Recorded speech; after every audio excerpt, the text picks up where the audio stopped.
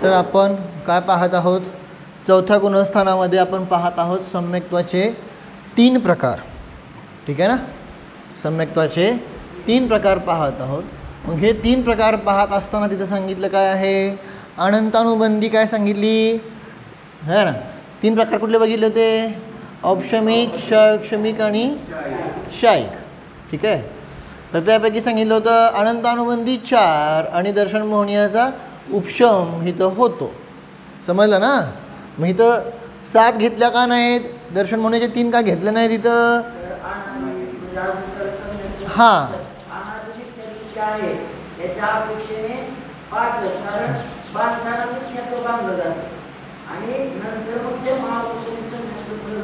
हां बरोबर, समजलं ना मी. बरोबर कळलं. औपशमिक सम्यक दर्शन झाल्या, प्रथमोपशम सम्यक झालं पहिल्यांदा, तेव्हा काय होतं, मिथ्यात्वाचे 3 तुकडे पडतात. तोपर्यंत होत नाही, म्हणून इथं सामान्य लिहिले दर्शन मोहनीयाचा उपशम. पुढं सांगितलं क्षमिक सम्यक्त्व काय होतं, तर 3 गोष्टी होतात. सांगितलं होतं 3 गोष्टी कुठल्या कुठल्या. एक सांगितलं उदय होतो, दुसरा सांगितलं काय आहे क्षय होतो आणि उपशम होतो. दिसतंय ना, ह्या 3 गोष्टी होतात. मग उदय कशाचा होतो, तर सम्यक प्रकृतीचा उदय. त्यानंतर पुढं सांगितलं मिथ्यात्व, सम्यक मिथ्यात्व, अनंतानुबंधी 4. कळालं का नाही. ह्या सगळ्या म्हणजे 4, 5, 6 ह्या 6 प्रकृतींचा काय होतो सांगितला, उदयाभावी क्षय. आणि ह्या 6 प्रकृतींचा सद्वस्थारूप. आपण क्षयक्षमची व्याख्या बघितली, आता मी परत सांगत नाही, पुढं जाता येईल नाही तर मग तिथंच गाडी थांबते.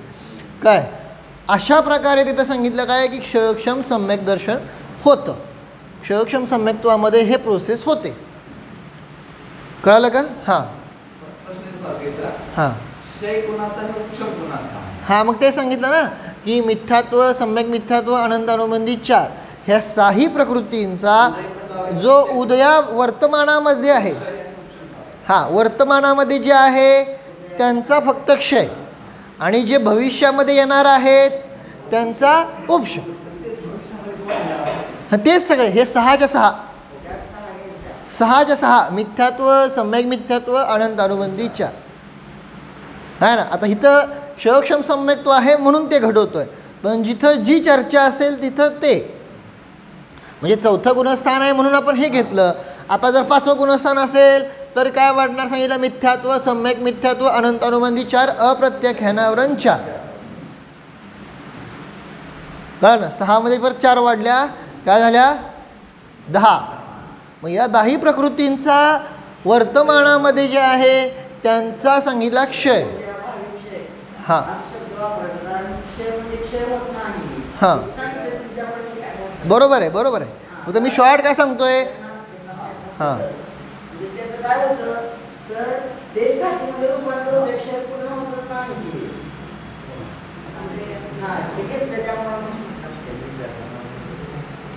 बरोबर आहे की, बोला की.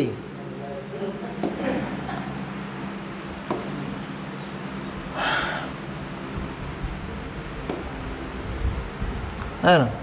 तर काय सांगितलेलं आहे की अशा प्रकारे जे क्षयक्षममध्ये हे घडते आहे ना.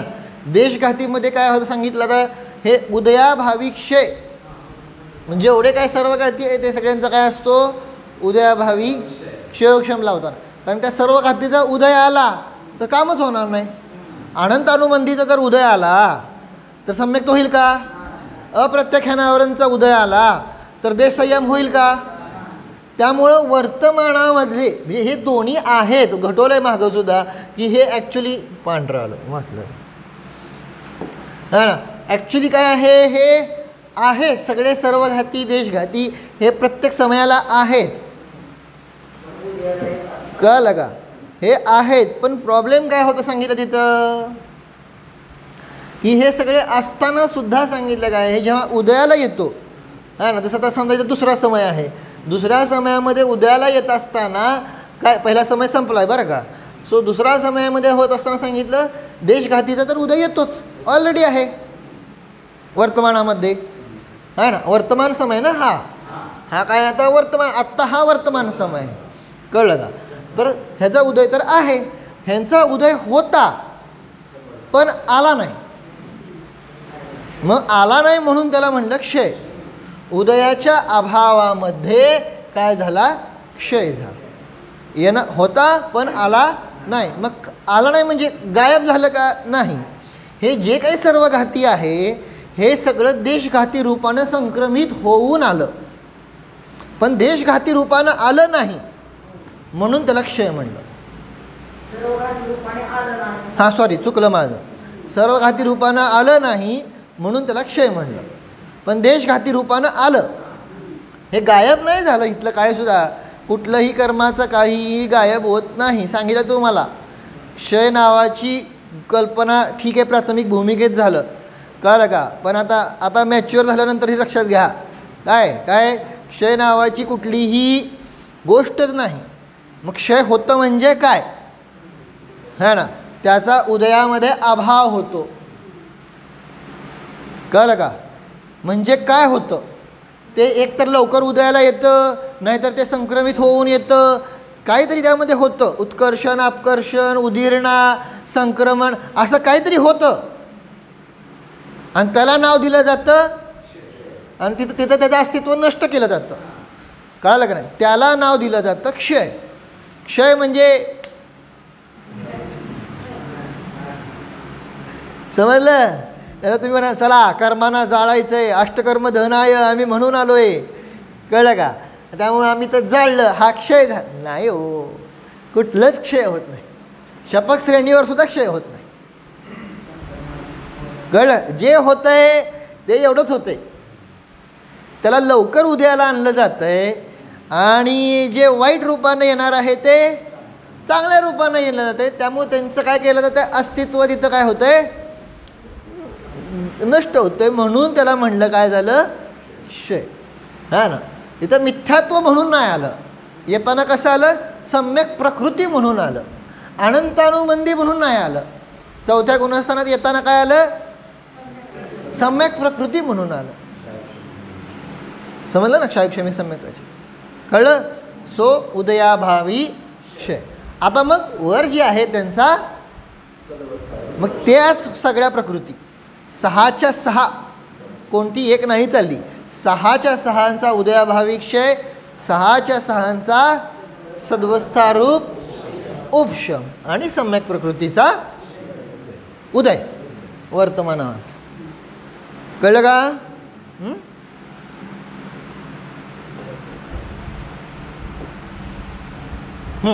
आलो आता. ठीक आहे. तर हे क्षयाक्षमी सम्यक दर्शन सांगितलेलं आहे. आता त्यानंतर पुढं आणि क्षयिक सम्यकत्वात काय सांगितलं? आनंदानुबंधी 4 आणि दर्शन मोहनीय ह्या 3चा काय झालेला आहे? क्षय. त्याशिवाय आणि इथं 3ही असणार. आता इथं कोणी म्हणाल नुसतं मिथ्यात्व नाही का? सांगितलं ना तुम्हाला. क्षयिक सम्यकत्वाच्या अगोदर कुठलं होतं नियमानं? क्षयक्षमिक सम्यकत्व असतं. आणि जेव्हा क्षयक्षमिक सम्यकत्व झालं तेव्हा 3 तुकडे ऑलरेडी पडलेलेच असणार आहेत. त्याशिवाय क्षयक्षम कसा होणार? समजलं का नाही? त्याशिवाय क्षयक्षम होणार कसा? हां. सो ऑलरेडी ते सत्तेमध्ये आहेत. ह्या 7चा तेव्हा काय झाला?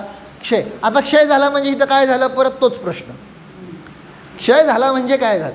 त्यांचं तिथं ह्या नावाने संपून टाकलं. अनंतानुबंधी जे 4 आहे आणि दर्शन मोहण्याच्या 3 आहेत, कळलं का नाही? त्यांचं त्या नावाने येणार नाही. आता काय मग तिथले कर्म काय झाले? बाकीचे आहेत ना, अप्रत्याख्यानावरण, प्रत्याख्यानावरण, संज्वलन, त्यांच्यामध्ये झालं ते सगळे कन्वर्ट. कळलं का नाही? ह्यांच्याकडचं जे कर्ज होतं, कर्म म्हणजे काय? कर्जच का नाही? हा ना. मग ते कर्ज काय केलं? ह्या बँकेतनं त्या बँकेत ट्रान्सफर केलं. एवढं अभिप्राय समजून घ्या. कळालं का नाही? इंटरनल होतं का नाही? अरे सांगायचा अभिप्राय. तर मग अशा प्रकारे तिथे सांगितलं काय आहे की अनंतानुबंधी 4 जे आहे त्यांचा क्षय झाला म्हणजे त्यांचं जे कर्म परमाणू होते, जे निषेक होते, कळालं का? ते सगळे आता अनंतानुबंधी रूपानं राहिले नाहीत. मग त्यांचं काय झालं? तर ते सगळे काय झाले? अप्रत्याख्यान, प्रत्याख्यान, संजलन रूपाने कन्वर्ट झाले. कळालं का? हां. त्यामध्ये पण कसं द्रव्य दिलं? तेच आहे बहुभागे समभाग. इथं सगळीकडं अनेक ठिकाणी तोच नियम लागतात ते. मग ते सगळं देत गेले आणि देत गेल्यानंतर अनंतानुबंधी नावाने काही राहिलं नाही. आता अनंतानुबंधीची संस्था संपली, कळलं का नाही? आता काही त्याचं अस्तित्व राहिलं नाही, कळलं का नाही? अशा प्रकारे संपला आणि मग दर्शन मोहण्याचा क्षय. आणि एकदा का ह्यांचा क्षय झाला की मग परत त्यानंतर ह्यांचा काय आता इथं उदय बंद वगैरे काय सुद्धा होत नाही, कळलं का नाही?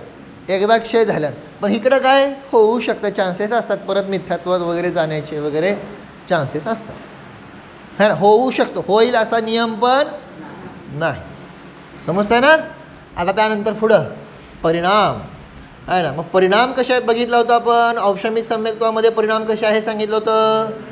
औपशामिक आणि क्षायिक सम्यक्त्वामध्ये पूर्ण निर्मल परिणाम, निश्चल आणि गाढ. गाढता म्हणजे काय? त्यामध्ये डेफ्थ. गाढ म्हणजे समजलं ना, कळालं का नाही? असं आहे. पण आता हे कसे आहेत? क्षायोक्षम सम्यक्त्व सांगितलं, चल मल आगाढ दोषांनी काय आहे? सहित आहे. चल चल म्हणजे मी क्षयोक्षम सम्यक्त्व आहे, कळलं का? क्षयोक्षम सम्यक्त्व आहे, परंतु ते क्षयोक्षम सम्यक्त्व काय सांगितलं? त्यामध्ये समीचीन श्रद्धान असताना सुद्धा त्या श्रद्धानामध्ये चंचलता है ना, मलिनता आणि अस्थिरता येते. काय तीन गोष्टी सांगितल्या? चंचलता, मलिनता आणि अस्थिरता. कळलं? चल मल आगाढ तेच आपण बघितलं आहे, पुढे जाऊन बघणारच आहोत, पण ते दाखवतो.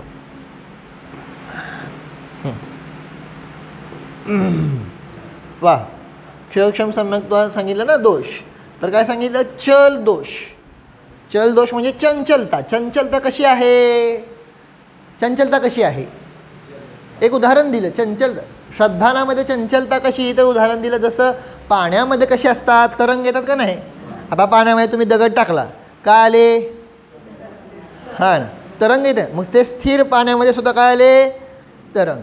तसं सांगितलं अशा ह्या सम्यक्त्वामध्ये चंचलता आली. आली म्हणजे काय आलं? चंचलता आली म्हणजे काय झालं?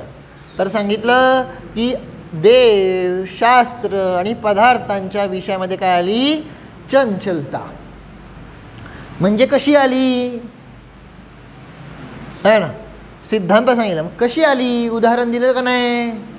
काय चंचलता है ना? हे मंदिर माझं आहे, है ना? मग श्रद्धान कसं आहे? सम्यक्त्व आहे, कळलं का? पण प्रॉब्लेम काय झालं? माझं मंदिर म्हणून फक्त स्वतःपुरतं केलं, आहे का नाही? एकट्याच आहे का? नाही. मंदिर कसं असतं? सर्वांचं. हे भगवान माझे आहेत, है ना? माझं म्हणून काय केलं? कळलं का नाही काय म्हणतो ते? हे माझं मंदिर, म्हणजे माझं असं म्हणणं गोष्ट वेगळी. तुम्हाला वाटत असेल माझं मंदिर कसं बनायचं नाही, मेरे मन मंदिर में आन म्हणतोयच की आपण, ते वेगळं, माझंपणा वेगळा आणि माझंच आहे.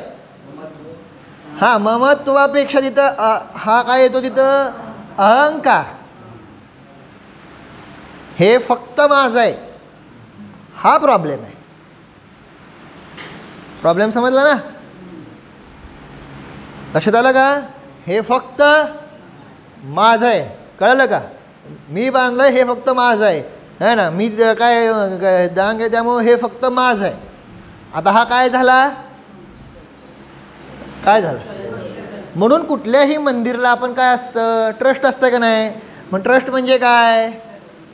त्याचे केअरटेकर असतात, ओनर नाहीत. फरक कळला ना आता तुम्हाला? इंग्लिशमध्ये सांगितलेलं कळते. केअरटेकर, केअरटेकर समजतं ना?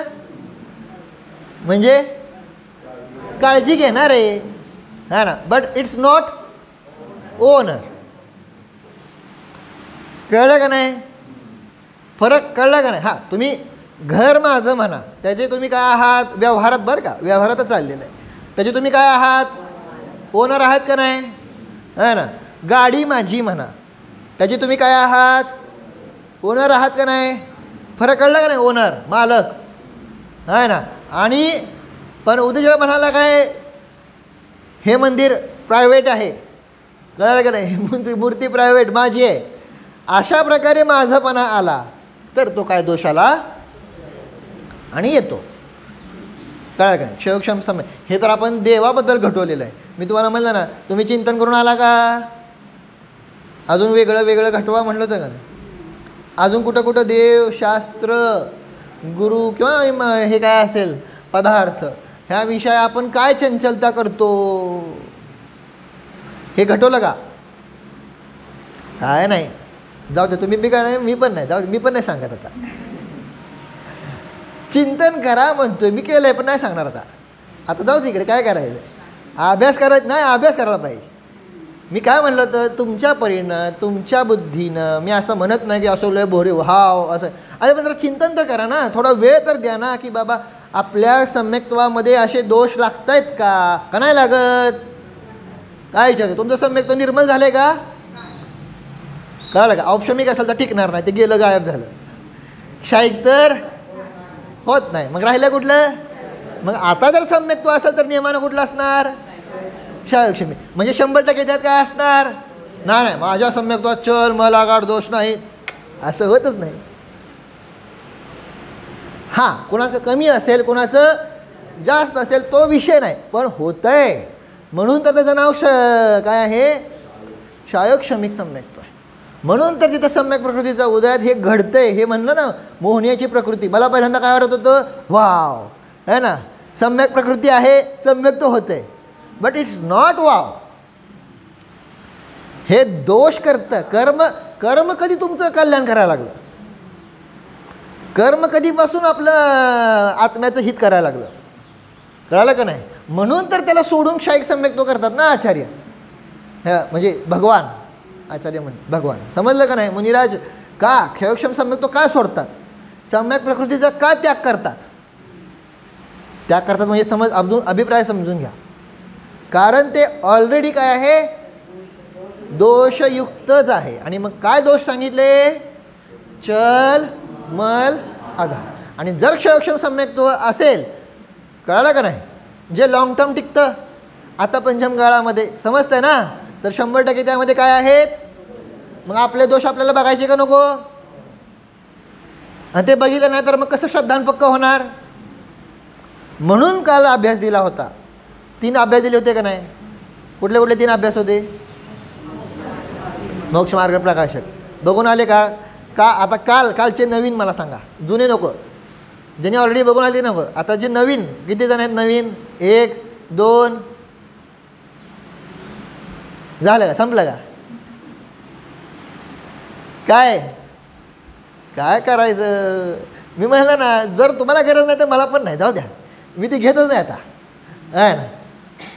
जेव्हा सगळे म्हणजे सगळे, तर तो विषय इथं घेण्यासारखा आहे ना, नाही तर मग कशाला इथं विषय घ्यायचा, आहे ना. त्यामुळं अभ्यास करून येणार. अजून एक चान्स देतो. चान्स यासाठी द्यायला लागलो आहे कारण मला ते पुस्तक मिळालं नाही अजून इथं दाखवायला. हो, मला काय तोंडानं सांगायला 2 मिनिट लागणार नाही, पण तुमच्या पुढं नाही आहे ना, सो मी प्रयत्न करतो की ते मराठीतलं पुस्तक मिळावं. नाहीतर हिंदी आहे शेवटी, मराठीची PDF आहे ना. सो काय सांगत होतो, आहे ना. तर पहिला अभ्यास झाला. दुसरा अभ्यास उदय आणि अनुदय. लिहिलं का? न बघता कुणी लिहिला ना त्याने हात वर करा. लिहिला नाही म्हणतोय, न बघता. काय अर्थ लिहिले का? हात वर करा म्हणले की केलं का? चांगलं आहे.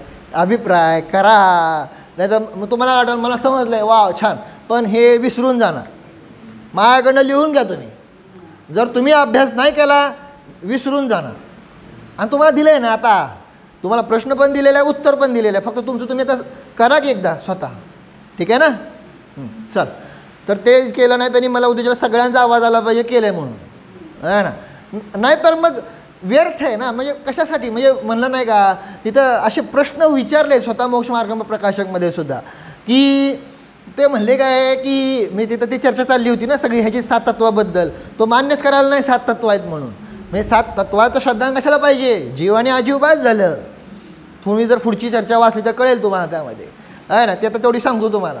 मग तिथं म्हणाले काय की जीव आणि आजीव हे, कारण समयसारमध्ये पण तसं लिहिलेलं आहे, अन्य पुरुषार्थ सिद्धी उपायमध्ये लिहिलेलं आहे, अजून सगळ्या ग्रंथात लिहिलेलं आहे. काय जाणा, जीव आणि, आहे ना, स्वतःपासून काय परभावांना काय करा, भिन्न करा. म्हणजेच काय आहे, ते सांगितलं. मग 7 तत्व कशाला पाहिजे. मग त्याचा प्रश्न हा आहे की 7 तत्व कशाला पाहिजेत.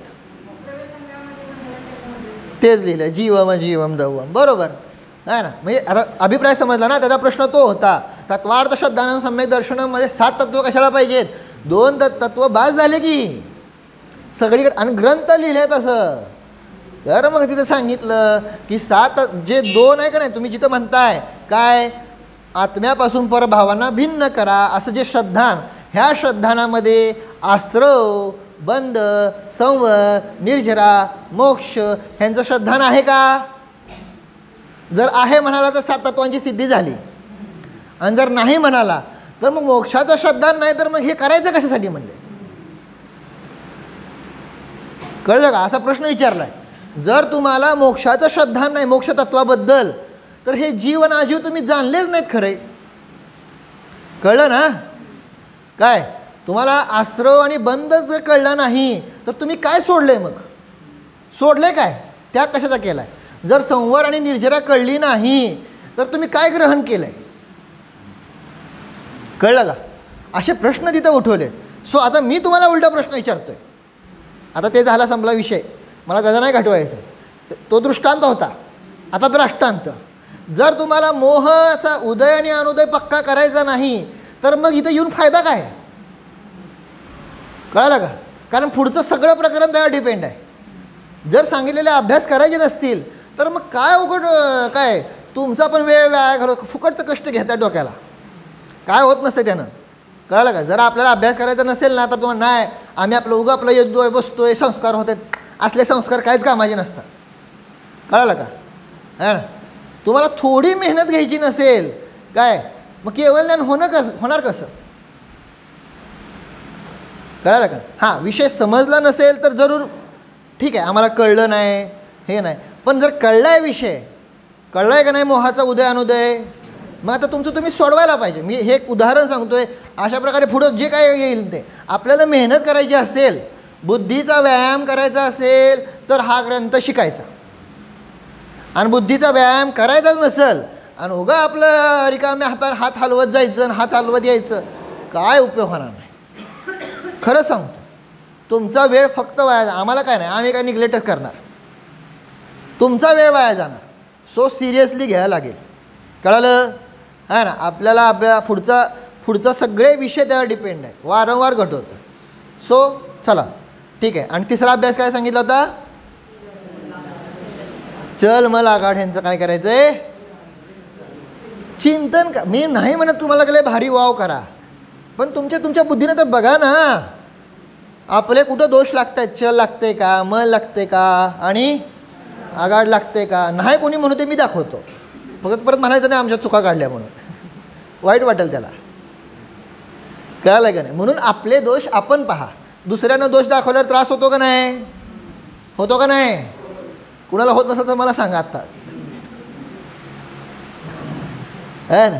त्यामुळं उद्या चला आपले चल मल आगाड दोष काय करायचेत बघून यायचे आहे. कळालं. नाही आले तर मग मी तुमचे दोष काढणार.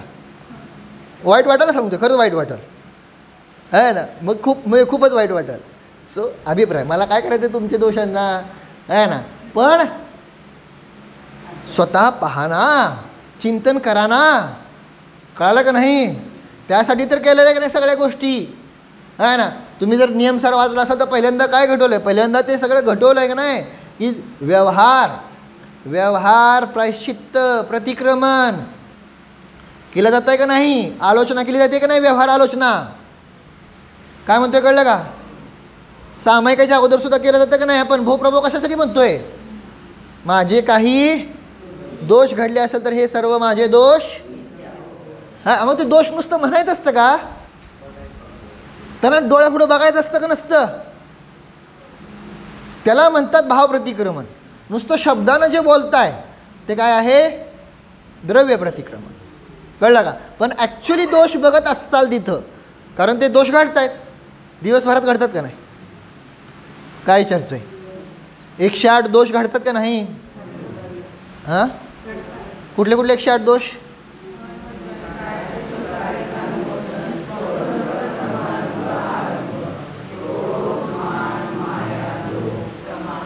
प्रमाद आहे का त्यात? झालं की 108. मला वाटलंच होतं. 108 समजलं? समजतं का नाही? हां, पहिल्यांदा काय पाठ आहे ना तुमचं? मन वचन काय? 3 झाले. पुढं कृतकार्यता अनुमोदन 3 झाले. पुढं सौ नाही हो, ते सौ काय 2 मात्रा का त्यावर? अनुस्वार आहे ना त्यावर, मग उच्चार नीट करा की. सौरंभ आहे का संरंभ आहे? मग उच्चार नीट करा की. मग अगं पण किती वेळा घटवलेलं आहे का नाही? सौरंभ नाही आहे ते. आणि सौरंभचा अर्थ काय होतो माहिती आहे का? तर काय आहे? संरंभ. सम समजते ना? सम समजतंय ना? सम सवर अनुस्वार आहे ना? सो संरंभ. आतापासून सवय लावा है ना. संरंभ, समारंभ, आरंभ. झाले का नाही? 3 झाले. आणि पुढं क्रोध, मान, 4. ह्याचा गुणाकार करा. 3 गुणिले 3 गुणिले 3 गुणिले 4 किती होते? झालं का नाही? 3 त्रिक 9, 9 त्रिक 27, 27 चोक झाले का नाही? मग हे 108 दोष होतात, म्हणून 108 जाप द्यायचे असतात. समजलं का? हे दिवसभरातनं होत असतात. बडून शावकांना सांगितलेलं आहे दिवसातनं जे दोष होतात ते संध्याकाळी जाप द्यायचे. आणि संध्याकाळपासून दिवसभरात जे काय दोष झाले म्हणून नाही, आम्ही रात्री झोपलो होतो. झोपला होता म्हणून काय झालं? हे दोष झाले नाहीत का? काय विचारतोय? झालेत. भले त्यांचा उदय मंद असेल, कळलं ना, परंतु दोष झालेले आहेत. भले तुमच्या लक्षात आले नसतील, पण तरीसुद्धा दोष झालेले, म्हणून त्याचा सकाळी जाप दिले जातात. अशा प्रकारे शावकांना दिवसातनं 2 वेळा काय सांगितलं आहे? हां, 108 जाप द्यायला सांगितलेत, सकाळचे आणि संध्याकाळचे. आणि हे सकाळ संध्याकाळ सोडून जर आपल्याला गुरूंनी काय प्रायश्चित्त दिलं तर ती 3री माळ धरायची. कळलं का? ना आपण काय करतोय? आम्हाने सांगितलं काय? 5 माळा. आपण ह्या 5 माळा कधी होणार? हे 2 सोडून त्या दिवसभरामध्ये 2 करायच्या. ह्या 2 सोडून ज्या मोजचाल त्या 5 माळा. कळालं का नाही? प्रायश्चित्ताच्या माळा वेगळ्या असतात, ह्यात घुसळायच्या नाहीत. आपण एवढे केवळ ज्ञानी आहे. काय किती जण करतात असं? हां, सो लक्षात ठेवा. अजून खूप आहे चर्चा, वेळ जाईल आता. झाला वेळ, काय करावं. हां, सो काय झालं? चल दोष समजला का? आता चल दोष, चल समजला? हां, की त्यामध्ये काय करायला लागलेलं आहे? ममकार, अहंकार करायला लागला. अशाबद्दल देव, शास्त्र आणि पदार्थांविषयी, म्हणजे सगळंच आता त्यात आलं धर्मासंबंधी. तर अशा प्रकारे तर हे झालं. पुढं मल दोष. मल काय सांगितलं? उदाहरण दिलं, बाह्य मल सहित शुद्ध सोना. है ना, म्हणजे सोनं आहे, सम्यक्त्व आहे, पण त्याला काय लागलेलं आहे? बाह्य मळ लागला, आतला मळ नाही आहे. कुठला मळ लागलेला आहे? तशाप्रमाणे सम्यक दर्शन आहे, पण त्यामध्ये शंका, कांक्षा अशा प्रकारचे काय लागलेले आहेत? बाह्य 8 मल लागत आहे. त्यामुळे हे सम्यक्त्व काय होतं आहे? मलिन होतं आहे. म्हणा दोष कसे लागत आहेत? शंका, कांक्षा वगैरे सांगावर कसे दोष लागतात? सम्यक्त्वामध्ये काय विचारतोय? शंका कांक्षा विचिकित्सा दोष लागतात का नाही लागत आहे ना? हां है ना. शंका उत्पन्न होतीये का नाही? शंका म्हणजे जिज्ञासा नाही म्हणत है ना. शंका म्हणजे हां आता हे उगाच सांगायला लागलेत पण काय कुठं असतं का नाही असं आहे का नाही है ना. काय माहिती आहे आता आम्हाला तसं उलटं दिसतंय. तुम्ही सांगताय इथं काय सूर्यचंद्र वगैरे पहिल्यांदा चंद्र येतो आणि नंतर मग सूर्य येतो आणि आम्हाला इथं दिसतंय काय पहिला सूर्य नाही नाही आपल्याकडे पहिल्यांदा सूर्य येतो आणि मग चंद्र येतो. कळलं नाही. पण आम्हाला इथं काय आम्ही पहिल्यांदा चंद्रावर पोचलोय मग सूर्य. एक्झाम्पल सांगतोय ते म्हणून नाही असं सगळ्याच गोष्टीत आहे. किती त्या ठिकाणी शंका घेतो तर मी नाही सांगत. मी जेवढं फोडेल तेवढं तुमचं हे होईल.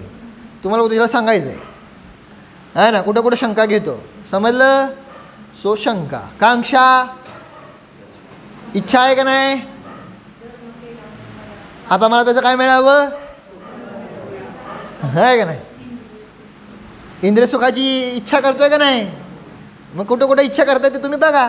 कांक्षा हे दोष लागत आहे ना. मी जेवढं घटवेल तेवढं तुम्हाला हे होईल आहे का नाही. आता मी एवढं काय केलेलं आहे प्रायश्चित्त प्रतिक्रमण केलं जाप केलं अनुष्ठान केलं विधान केलं. आता माझं काय व्हावं पापाचं संक्रमण. So hits Kanksha. कळालं का नाही. हां तर मग अशा प्रकारे सांगितलं कांक्षा पुढं शंका कांक्षा पुढं. आता किळस करतोय का नाही. कुठं किळस करतोय किळस काय सारखं सारखं वयोवृत्त करायचं सारखं फोन येतोय सारखं जायला लागतंय है ना. ह्यांचं काय संपतच नाही. इट्स कॉल विचिकित्सा. अजून खूप आहे ते तुम्ही घटवा. मी आता जेवढं सांगाल तेवढं तुम्हाला वाईट वाटतं त्यामुळे म्हणतो की तुमचे दोष तुम्ही बघा पण हुडकून काढायचे. कळलं का नाही. त्याशिवाय कसं बरं होणार आहे का नाही. सो अशा प्रकारे शंका कांक्षा वगैरे हे सगळे 8 दोष कळलं ना. माहिती आहेत ना 8 दोष. हां हे घटून या उद्याच्याला. कळालं का नाही. लक्षात राहत नसेल तर वहीत लिहून काढा. आपले दोष कशाला लक्षात राहत नसेल लिहायचं तर 100% आहे ना. पुढं आगाढ काय सांगितलं वृद्धाच्या काठी हातामध्ये असलेल्या काठी. मग ती अशी हलती का नाही सारखी आहे ना.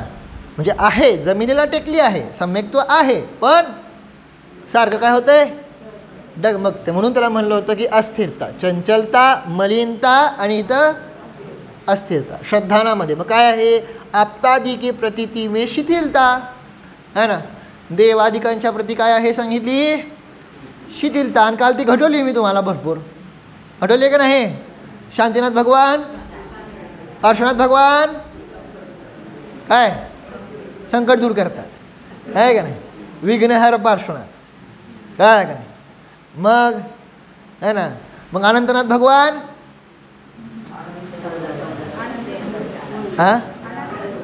अनंत अनंत प्रॉपर्टी देतात. वैभव कळलं का. हे सगळं काय आहे आगाढ दोष आहे. आता क्लिअर झाला सगळ्यांना. आता तुम्ही घटवून याचाल सगळं आगाढ दोष कशा काल तर भरपूर घटवलेलं आहे. भरपूर घटवलेलं आहे. समयसार सम्यक तो करतंय. बाकीचे ग्रंथ नाहीत. फक्त देवाबद्दल नाही सगळ्याबद्दल घटवलं होतं है ना. आचार्यांना आहारदान दिला म्हणजे आहे का नाही माझं सार्थक झालं. परंतु शिल्लकांना दिला तर काय विचारतोय हां. किंवा दुसऱ्या मुनिराजांना दिलं तर नाही आहे का नाही. लक्षात येते का. म्हणून तर सगळी गर्दी कुठं असती है ना. ह्याला म्हणायचं आगाढ दोष है ना. ठीक आहे त्यांना द्यायला पाहिजे असं म्हणत नाही आहे. त्यांच्याबद्दल भक्ती करायला पाहिजे असंही तुम्हाला म्हणत नाही. पण है ना पण सगळेजण एका ठिकाणी आणि बाकीच्यांना तिथं कोणच नाही. हे लक्षण चांगलं आहे का. हे सम्यक्त्वामध्ये काय होतोय आगाढ दोष आहे ना. कारण मग तुम्हाला वाटतं की आचार्यांना दिला म्हणजे मला काय होईल माझं पुण्य मिळेल काय संकट दूर होईल वगैरे आहे ना. आणि दुसऱ्यांना दिलं तर होत नाही का काय विचारतोय है ना. म्हणून तिथे सांगितलं काय आहे की हे अशा प्रकारचे विकल्प करणं चुकीचं आहे. आचार्यांना द्या, मुनिराजांना द्या, तुम्ही उत्तम भोगभूमीमध्येच जाणार आहात. कळालं का नाही. मी मिथ्यात्वाच्या अपेक्षेने सांगतो. लक्षात आलं का नाही. उत्कृष्ट पात्राला आहार दिल्यानंतर कुठं जातंय. उत्तम भोगभूमी. भोगभूमी जातोय की पण हां मध्यम पात्रांना दिल्यावर मध्यम भोगभूमी आणि जगन्य पात्रांना दिल्यावर जगन्य भोगभूमी. घडवलं का नाही सगळं ते. हां तर अशा प्रकारे हा सगळा अभिप्राय आहे. म्हणून तिथे सांगितलं काय की हे सगळे दोष आपल्या पण स्वतः चेक करायचे आहे. समजलं सगळ्यांना. आता काय घटवायची गरज आहे का नाही. ठीक आहे. तर अशा प्रकारे हे सगळं घटवलेलं आहे. थोडी रिव्हिजन करत जावा नाही तर सगळं काय होतं आहे विसरून जातं आपलं है ना. तर आपलं काय आहे पहिल्यांदा है ना क्षयक्षम सम्यक्त्व. हां क्षयक्षम सम्यक्त्व काय घटवायचं आहे सांगा. वर्तमान समयातील सर्व घाती स्पर्धकांचा उदयाभावी सत्तेमध्ये असलेल्या स्पर्धकांचा आहे ना आणि वर्तमान समयातील देशघाती स्पर्धकांचा त्याचं नाव काय आहे लक्षात राहील ना आहे ना. अशा प्रकारे हे जरा थोडंसं पक्क करा. त्यानंतर आता पुढं आज गाठवायचं काय आहे 14 मार्गणा स्थान. ठीक आहे ना. तर त्या 14 मार्गणा आता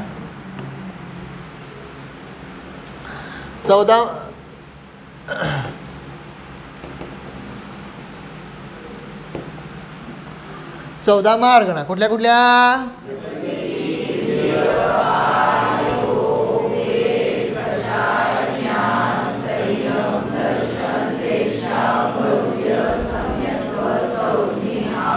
आहे ना. आता हे तो